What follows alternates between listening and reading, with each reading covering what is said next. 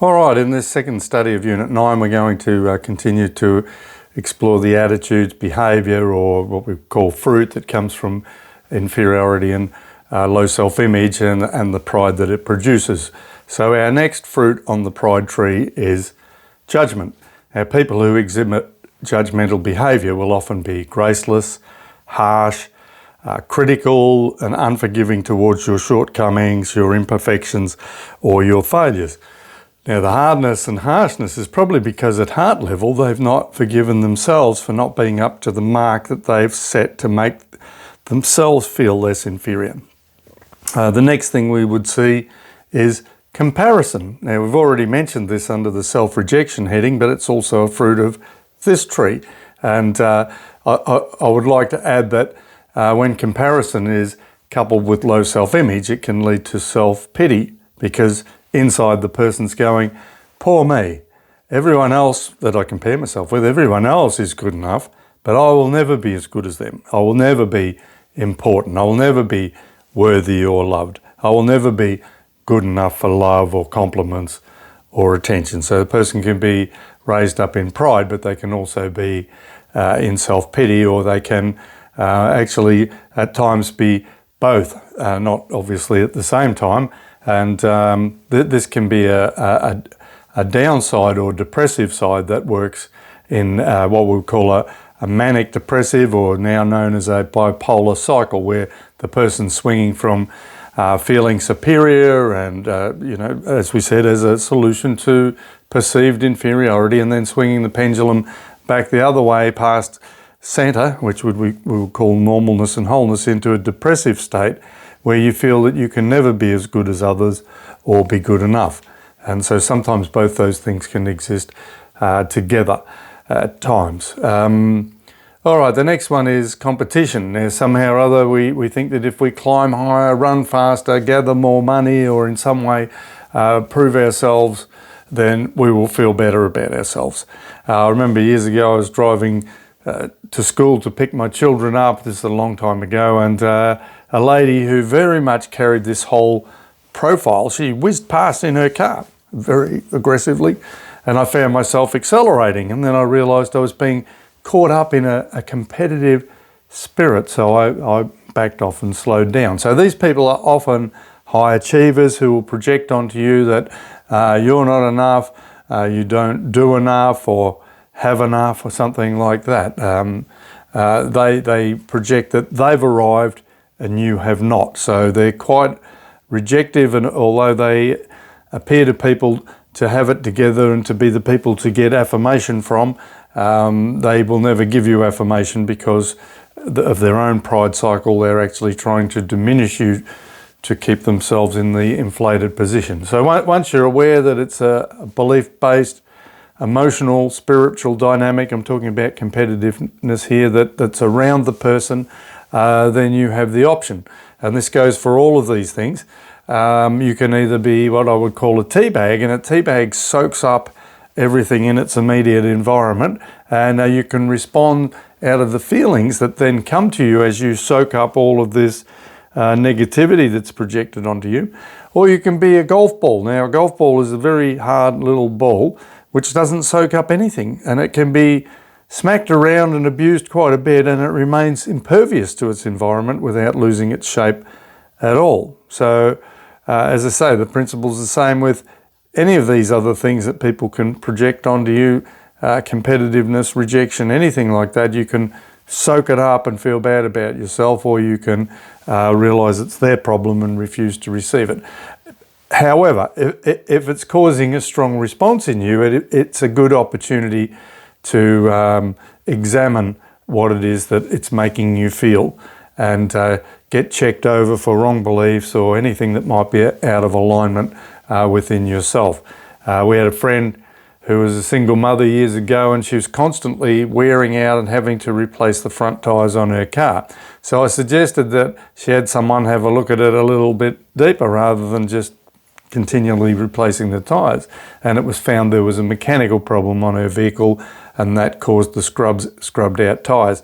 Now, sometimes we do this in church and we just pray well-meaning prayers for each other, expecting that we'll be better now. when really we often need to actually look a little bit deeper and find out what's the problem causing the outward ongoing issues. The reason that Jesus was so impervious to anything the devil threw at him directly or through people was that, yes, he knew why they were doing what they were doing towards him, but he also had no wrong beliefs in his heart about himself or his relationship with the Father. So there was nothing for him to react to. He was just left with the knowledge of what their problem was. And as I say, he understood the ground that gave place to the devil in the people that he dealt with that made them agents for the devil to use. And we see in John 14:30, we've used this before, where Jesus said, I will no longer talk much with you, for the ruler of this world is coming, but he has nothing in me. No wrong beliefs about who I am, whether I'm acceptable, what my mission is, how the Father sees me, and so on. All right, our next one is striving, trying hard to have the upper hand, being contentious, struggling to be right or regarded. It doesn't promote peace or unity, and this possibly shows up in the marriage relationship more than anywhere else. Again, to not have your opinion valued strikes at the roots of where this is most likely to have all begun, where you weren't valued and you ended up with low self-image. So striving may well struggle against systems and rules as well as individuals. It's a part of the imprint of fallen man from the garden to want to throw off the rules and limits. This striving is so that our humanity can have a free expression and realization of self. All right, but when we think about it, you look at history, and this is probably nowhere better illustrated in recent times than in the 1960s when the Bible was removed from the schools in the United States. And without the guidelines that had previously been there regarding enjoying a prosperous life, morality, and dealing well with your fellow man, it was not long before people became their own God, so to speak. The limits were off. This meant self-deciding what was right and wrong, and as a result, we saw the emergence of sayings such as, if it feels good, do it. If it's right for you, it's right. Look out for number one, and these sorts of attitudes that were being promoted. But many statistics indicate that a little change in morality had happened for decades up until that time. But after the change, things like, for example, violent crime now multiplied more than 6 times by 1990. Divorce rates more than doubled by 1975. And at the same time, unmarried couples increased by more than 3 times by 1983.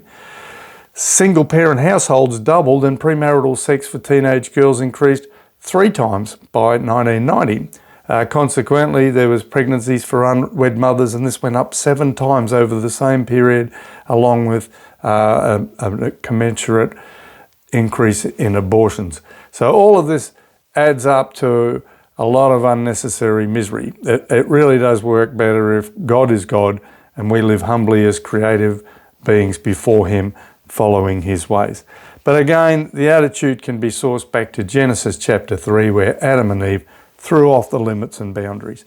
And man is continuing to strive to do this today. All right, let's have a look at another one. Jealousy. Again, King Saul is our example. As we've previously stated, he was once small in his own eyes, or as we would frame it now, he suffered from inferiority and low self-image. Now, when David came along, he was exalted by the people. And jealousy occurs when someone else receives what you want. So because of his low self-image, King Saul needed to be praised by men. It ministered to his inner hurt and beliefs to some degree, although clearly it didn't bring healing. But when David received more adulation than him, he burned with jealousy because he wanted this for himself. And we read in 1 Samuel 18 verse 7 that as they danced, they sang, Saul has slain his thousands and David his tens of thousands. Saul was very angry. This refrain galled him. So you can see that he was the one who wanted to be lifted up and thought of as really someone. And it goes on. It says, the passage says, this is Saul's thinking, they've credited David with tens of thousands. He thought, but with me, only thousands. What more can he get but the kingdom? And from that time on, Saul kept a jealous eye on David. So he felt diminished and inferior. You see the comparison there, the competitiveness with him. And his issue caused him to not be able to celebrate David. So you can see people when they can't celebrate somebody else's gift or their talent or ability, and they are pulling them down. It's because of their low self-image and jealousy because these people are getting the praise they want. So in this case, this ungodly jealousy gave ground to an evil spirit which promoted a solution to the problem of David's popularity, namely his removal by murder.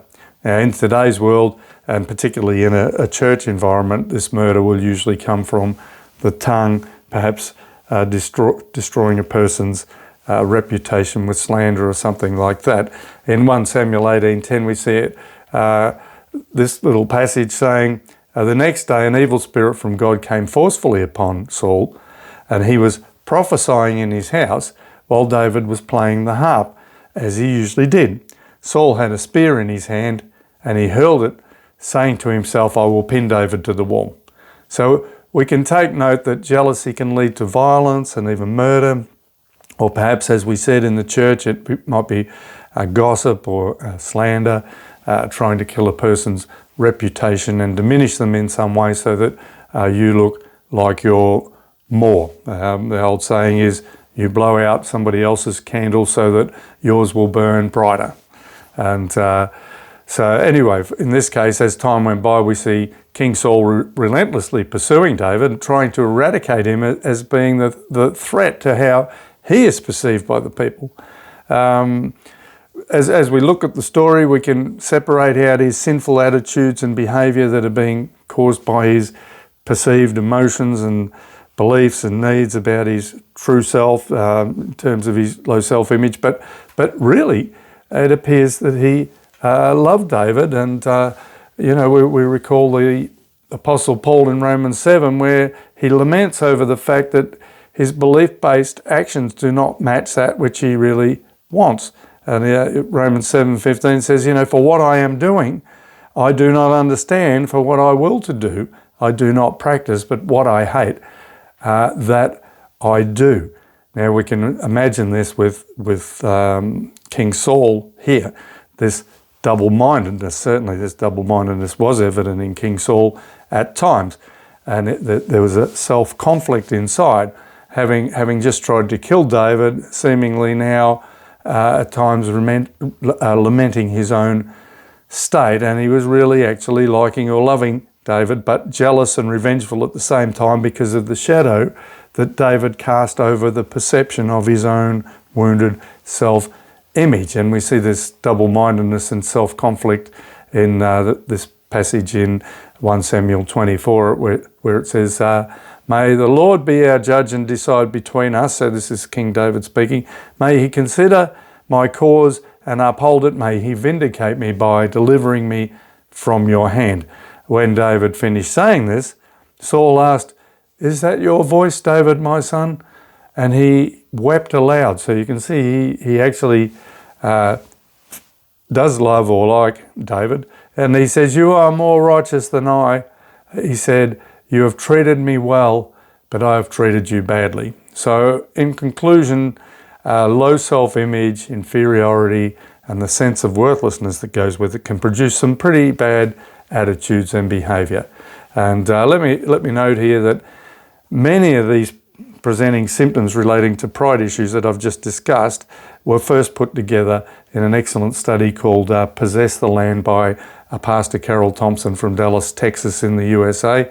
And they were published in 1977 by Carol Thompson Ministries. I've added a few there, but some of them came from him. All right, when we return and begin Unit 10, we're going to unpack the roots of rebellion, anger, and bitterness. How do we deal with them and minister to them? So hopefully you can stay with us as we do our final unit on the roots and fruits of behavioural and attitudinal issues. And then in our final unit, Unit 11, we're going to have a look at sexuality as God intended it. Okay, hopefully we'll see you as we go along.